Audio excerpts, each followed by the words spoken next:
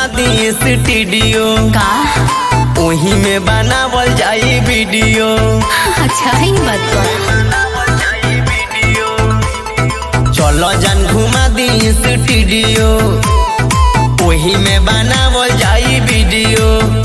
अरे डाली के इंस्टा पर रील करे जा वायरल को दे तारा नाम के। अरे ना हो। अरे पापा जी के पगड़ी के लछिया बचावे के बा करे ना हम ऐसन काम के।